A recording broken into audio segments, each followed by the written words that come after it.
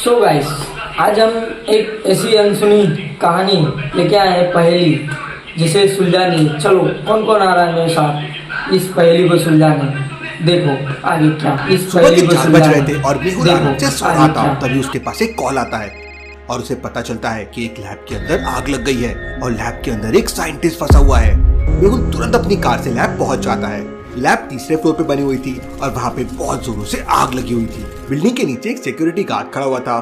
मेहुल तुरंत उसके पास जाता है। सर, मैंने ही आपको कॉल किया था, मैं इस बिल्डिंग का सिक्योरिटी गार्ड हूँ। अंकल, ये आग कैसे लग गई और आप उस वक्त क्या कर रहे थे? सर, किसी ने मुझे पानी के साथ नींद की गोली खिला दी, इसलिए मैं सो गया था। Interesting, very very interesting. इसका मतलब किसी ने जानबूझकर आग लगाई है। अंकल, इस वक्त लैब के अंदर कौन कौन मौजूद है? सर, इस वक्त लैब के अंदर केवल डॉक्टर मनोहर काम कर रहे हैं, लेकिन वो अभी तक बाहर नहीं आए हैं। उनकी जान खतरे में है, इसलिए मैंने आपको कॉल लगाया। मेहुल तुरंत बिल्डिंग के तीसरे फ्लोर पे पहुंच जाता है, लेकिन वो लैब के अंदर नहीं जा पाता क्योंकि आग की लपेटें बहुत तेज थी।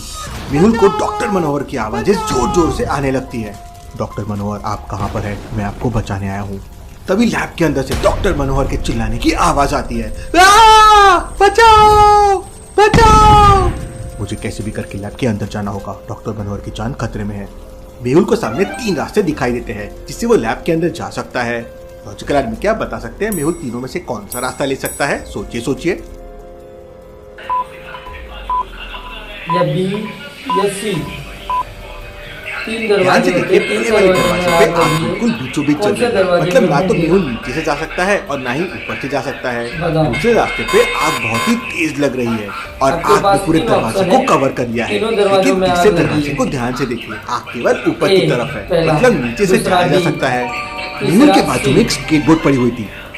मेहुल स्केटबोर्ड पे लेट जाता है और तीसरे दरवाजे के नीचे से लैब के अंदर पहुंच जाता है। लेकिन लैब के अंदर भयंकर आग लगी हुई थी। यहाँ तो बहुत भयंकर आग लगी हुई है। अगर मैं अंदर गया तो मेरी भी जान खतरे में हो सकती है, लेकिन मुझे कैसे भी करके डॉक्टर को बचाना है। मेहुल लैब के अंदर जाने के लिए कोशिश कर रहा था कि तभी अचानक लैब के अंदर धमाके होने लगते हैं। आग केमिकल तक पहुंच चुकी थी तो धमाके बढ़ जाते हैं। मेहुल तेजी से स्केटबोर्ड चलाता है और लैब के बाहर आ जाता है। लैब के अंदर एक के बाद एक धमाके बढ़ते जा रहे थे। वहाँ फायर ब्रिगेड भी आ जाती है और थोड़ी ही देर में आग बुझा देती है। पता नहीं डॉक्टर मनोहर के साथ क्या हुआ होगा। मेहुल तुरंत लैब के अंदर जाता है, लेकिन सारी लैब जल चुकी थी और डॉक्टर मनोहर की डेथ हो गई थी। मेहुल डॉक्टर मनोहर की डेड बॉडी को अच्छी तरह से चेक करता है, लेकिन उसे कोई सबूत नहीं मिलता। मेरी आंखों के सामने डॉक्टर मनोहर जलकर मर गए, मैं खूनी को बिल्कुल नहीं छोड़ूंगा। थोड़ी देर बाद उस बिल्डिंग का मैनेजर वहाँ आ जाता है। मैनेजर, मुझे सच सच बताओ, डॉक्टर मनोहर को किसने मारा है? सर, मुझे नहीं पता सर, केवल गिने चुने लोगों को ही पता था कि डॉक्टर मनोहर सुबह सुबह लैब के अंदर आते हैं। Interesting, very very interesting. इसका मतलब खूनी को पता था कि डॉक्टर मनोहर सुबह के 4 बजे लैब के अंदर अपना काम कर रहे होंगे, इसलिए उसने लैब में आग लगा दी। मेहुल सीसीटीवी फुटेजेस चेक करता है। आग लगने के बाद कैमरा जल चुका था, इसलिए उसके बाद के फुटेजेस अवेलेबल नहीं थे। लेकिन ठीक 4 बजे जब मनोहर लैब के अंदर आए थे, उसका एक सीसीटीवी फुटेज मेहुल को मिल जाता है। इसके बाद मेहुल कल के फुटेजेस चेक करता है तो वहाँ मेहुल को एक क्लू मिल जाता है। लॉजिकल आदमी, क्या आप इन दोनों फुटेजेस को देख के बता सकते हैं मेहुल को क्या क्लू मिल गया? सोचिए सोचिए।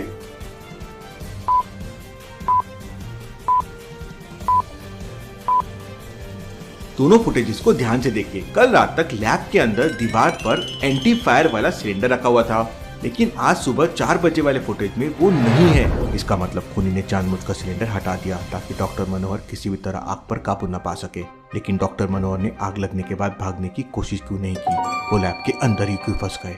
अपने सवालों का जवाब जानने के लिए मेहुल लैब के अंदर तलाशी लेने लगता है। काफी देर तक छानबीन करने के बाद मेहुल समझ जाता है कि आग लगने के बाद डॉक्टर मनोहर लैब से बाहर क्यों नहीं भागा था। लॉजिकल आदमी, क्या आप ध्यान से सारी चीजों को ऑब्जर्व करके ये बता सकते हैं? सोचिए सोचिए।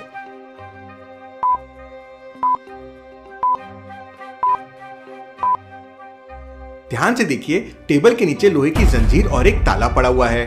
इसका मतलब खूनी ने डॉक्टर मनोहर का हाथ लॉक कर दिया होगा, इसलिए वो लैब से भाग नहीं पाए और जब उनकी बॉडी पूरी तरह से जल गई तो लोहे की जंजीर अपने आप बॉडी से अलग हो गई। मेहुल डॉक्टर मनोहर की डेड बॉडी लेकर बिल्डिंग से बाहर आ जाता है और वहाँ के सिक्योरिटी गार्ड और मैनेजर से कहता है, जब तक केस की छानबीन पूरी नहीं हो जाती बिल्डिंग के अंदर कोई नहीं जाएगा और तुम लोग सब यहीं पे रहोगे। इसके बाद मेहुल मनोहर की डेड बॉडी लेकर संजना की लैब में पहुंच जाता है।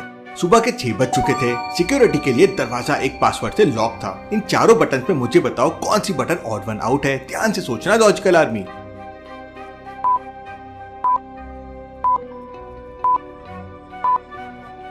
कार को छोड़कर बाकी तीनों ब्लू कलर के हैं, लेकिन कार व्हाइट कलर की है। मेहुल फोन नंबर के बटन प्रेस करता है और लैब के अंदर चले जाता है। मेहुल डेड बॉडी को लैब के अंदर रखकर डॉक्टर संजना के लिए एक वॉइस मैसेज छोड़ देता है और वहाँ से निकल जाता है। मेहुल तुरंत उसी बिल्डिंग में वापस पहुंच जाता है जहाँ लैब के अंदर आग लगी थी। मेहुल सबसे पहले वहाँ के मैनेजर से पूछताछ करता है। मैनेजर, मुझे सच सच बताओ, क्या डॉक्टर मनोहर का किसी के साथ झगड़ा हुआ था? सर, डॉक्टर मनोहर बहुत ही अच्छे इंसान थे, उनका कभी किसी के साथ झगड़ा नहीं हुआ, लेकिन पिछले 4-5 दिनों से उनका एक दोस्त अक्सर उनसे मिलने आता है। Interesting, very very interesting. मुझे उस आदमी की फोटो चाहिए। मैनेजर अपने लैपटॉप से उस आदमी का फोटो दिखाता है। शाबाश मैनेजर, अब मैं इस आदमी का पता लगा लूंगा। मेहुल तुरंत सोनिया को वो फोटो भेज देता है। थोड़ी देर में मेहुल के पास सोनिया का कॉल आ जाता है। वो बताती है कि आदमी का नाम रमेश है, वो एक दूसरे शहर में जाना माना बिजनेस